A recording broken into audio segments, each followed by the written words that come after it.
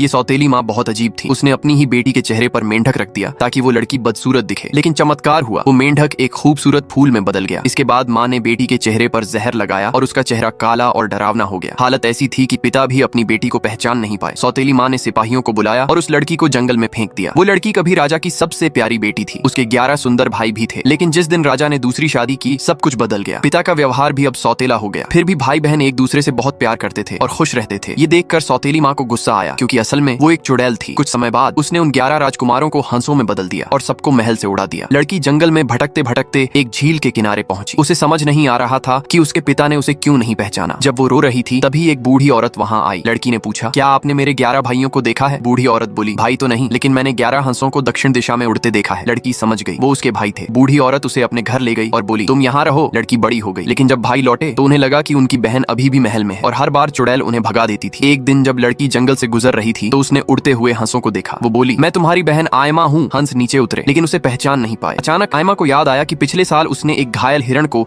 एक रहस्यमयी झील में कूदते देखा था। जैसे ही हिरण पानी से बाहर आया वो ठीक हो गया था। आयमा ने भी झील में छलांग लगा दी और बाहर आई तो अपने असली रूप में। अब उसके भाई उसे पहचान गए। दिन में वे हंस बन जाते थे और रात में इंसान, लेकिन अब वे अपनी बहन को छोड़ना नहीं चाहते थे। उन्होंने एक बड़ा चादर बुना और जहाँ जहाँ जाते आयमा को साथ ले जाते। एक रात जब वे समुद्र के ऊपर उड़ रहे थे तो उन्होंने एक रहस्यमयी चट्टान देखी और वहाँ उतर गए। एक पेड़ पर बैठा कौवा बोला, मुझे पता है तुम्हारे भाइयों का श्राप कैसे टूटेगा। कौवे ने आयमा से कहा, गोंडमारी पर्वत पर एक जादुई घास उगती है, तुम्हें उसी घास से 11 कपड़े बुनने होंगे। जब तुम वो कपड़े अपने भाइयों को पहनाओगी तो वे हमेशा के लिए इंसान बन जाएंगे, लेकिन एक शर्त है। कौवे ने कहा, जब तक ये काम पूरा नहीं होता तुम एक शब्द भी नहीं बोल सकती, वरना सब कुछ नष्ट हो जाएगा।